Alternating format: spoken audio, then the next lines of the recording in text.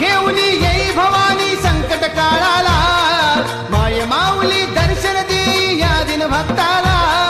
धाव घेऊन येई भवानी संकट काळाला, माय माऊली दर्शन देई या दिन भक्ताला.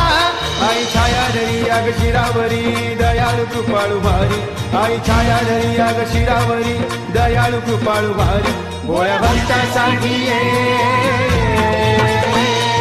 गोंधळ मांडला ग आई गोंधळाला ये, गोंधळ मांडला ग आई गोंधळाला ये.